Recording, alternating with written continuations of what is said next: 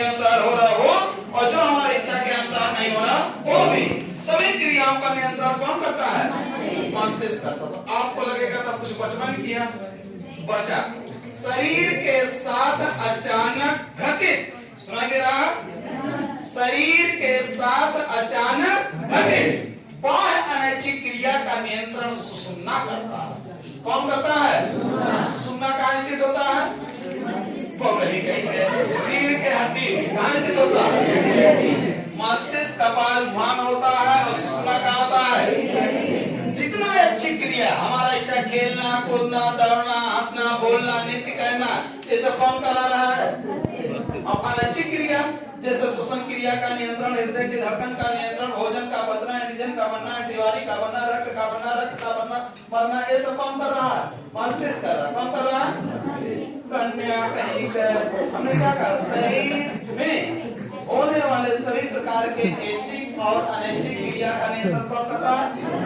और शरीर के साथ अचानक घटित बाह्य अनैच्छिक क्रिया का नियंत्रण सुषुम्ना करता है। जैसे चल रहे हैं दिमाग कहीं और होगा, शाम तक के पीछे और अचानक घटित क्रिया नहीं है, तो इसका नियंत्रण कौन किया? सुषुम्ना किया। बात समझ रहे हैं? हाँ, डर गए। अब जैसे बैठिए में टाइम करना रखिए, अब आंख के करीब जैसे ले गए, आंख के पलक अचानक बंद कर दी, इसका नियंत्रण कौन किया? सुषुम्ना किया। बात समझ रहे हैं? हम वाहन से तीव्र गति से चल रहे कीट पतंग टकराए अचानक बंद हो गए, इसका नियंत्रण कौन किया? लेकिन अगर प्रेम पूर्वक आंख के पलक बंद हो तो मस्तिष्क करता है। आप ध्यान से मस्तिष्क के बारे में पूरा क्लियर हो गया कि नहीं? चलिए अब एक लाइन में मसूड़ा सुन लीजिए। आपने कहा पायरिया रोग होता किसके द्वारा? एंट अमीबा जिंजिन और या प्रोटोजोआ। एंट अमीबा जिंजिन वायरस या मसूड़े को प्रभावित करता। किसे प्रभावित करता?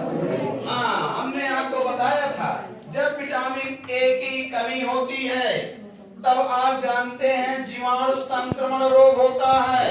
कौन सा रोग? जीवाणु। तो कौन सा रोग होगा? जब विटामिन ए की कमी होगा तो किसके द्वारा रोग होगा? जीवाणु संक्रमण रोग। और जीवाणु के द्वारा रोग आप लोग पढ़ चुके हैं। लेकिन कन्याएं, जब विटामिन सी की कमी होती है तो विषाणु, विषाणु मतलब समझ रहे हैं?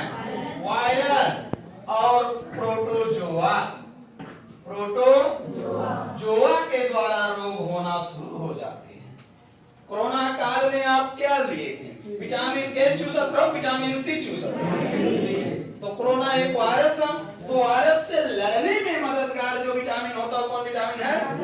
प्रोटोजोआ से लड़ने में मददगार जो विटामिन होता है क्या है? सी। इस बात को ध्यान में रखे रहिएगा जब क्वेश्चन जब पूछेगा तो ऐसे ही ऐसे क्रॉस क्वेश्चन पूछेगा। अभी कोई क्वेश्चन को ना ही ना बता कि विटामिन सी की कमी से स्कर्वी होता है। अब कहेगा स्कर्वी जो रोग हो रहा है कौन सा रोग? तो निम्न में किससे संबंधित है? जीवाणु से, विषाणु से, कवक से, प्रोटोजोआ से। रही कहीं के प्रोटोजोआ, क्योंकि यही प्रोटोजोआ पनपेगा मसूड़वा में। पतिया समझ रहे हैं? ना समझ पाओ थे? समझ रहे हैं ना? हाँ, तो जीवाणु के द्वारा जो रोग हो रहा है विटामिन ए और विषाणु और प्रोटोजोआ जो रोग हो रहा है विटामिन सी की कमी की कारण। बतिया समझ गए? अरे भाई, हमने आपको एक लाइन में बताया था, अगर हम लोग क्या है शारीरिक रूप से कुशल रहेंगे, खाए पी शरीर में सगरो न्यूट्रिशन रहेगा, सगरो पोषक तत्व रहेगा, तो क्या कोई रोग आसानी के साथ हो पाएगा? जिसे आप कहते हैं इम्यूनिटी बहुत शक्तिशाली होना चाहिए। जब मजबूत रहेगा कोई रोग आसानी से होगा नहीं होगा। लेकिन है देखो कंकाल तंत्र वाले के देखो, अब पूर्वा पश्चिम हवा चला के बाद पश्चिम बुखार हो गया। इस समय देखिए हवाएं तेजी से चल रही हैं। हमें ना देखे सुबह कई तरह हमें ना देखे सुबह।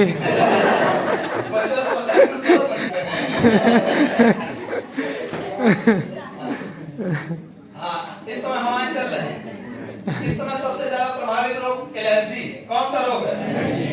हाँ, आम के पौधों के पुष्प लगे हैं जबरदस्त। एक एक पुष्प के गुच्छा में करोड़ पुंकेसर, स्त्री केसर, जो हमको नग्न आंख से नहीं दिखाई दे रहे हैं, वो गिर रहे हैं, वायुमंडल में फैल रहे हैं। इस समय आम के बगीचे में जाने लायक नहीं है, जिनको एलर्जी बहुत तेज होता है, ठीक है। और इस जो इससे दौड़ रहे हैं तो उनको तुरंत फट से एलर्जी होगा, जुकाम का फट से होगा। बात समझ रहे हैं? क्योंकि वो वायुमंडल में मिल रहे हैं। इस समय वायु प्रदूषण का वो भी कारण होते हैं। परागकण ये भी वायु प्रदूषण का कारण होता है। बात क्या समझ गए? चलो आगे समझो। मसूड़ा खत्म। बड़ी आंत, पेचिस, एंटमीबा हिस्टोप्लाज्मा के द्वारा कौन सा प्रभावित हुआ? बड़ी आंत। कौन प्रभावित हुआ? और आप जानते हैं बड़ी आंत पाचन तंत्र का भाग है। बड़ी आंत में मल का निर्माण होता है। किसका निर्माण होता है? मल का निर्माण होता है। और अगर यह प्रोटोजोआ वहां पनपा तो होगा पेचिस। पेचिस जानते हैं? हाँ, म्यूसिन निकलेगा और ब्लड निकलेगा ना मल के साथ। उस लोग को क्या कहते हैं? पेचिस कहते हैं। मस्तिष्क के बारे में जानेंगे। मलेरिया प्लाज्मोडियम नामक प्रोटोजोआ के द्वारा होता है, जिसे आरबीसी। अब आरबीसी 1 घन मिलीमीटर में इसकी संख्या 55 लाख होती है। कितनी होती है? आरबीसी तीव्र गति से नष्ट होने लगता है। और जब आरबीसी तीव्र गति से नष्ट होने लगता है तो आपको जुकाम मतलब जुड़ी बुखार हो जाता है ना, कपने लगते हैं। इस रोग को क्या कहते हैं? मलेरिया कहते हैं। बात समझ रहे हैं? एनीमिया वाला नहीं है। एकाएक तीव्र गति से नष्ट हो रहेगा तो जुकाम मतलब जुड़ी बुखार, तो इसे क्या कहते हैं? मलेरिया कहते हैं। सो प्रोटोजोआ समाप्त।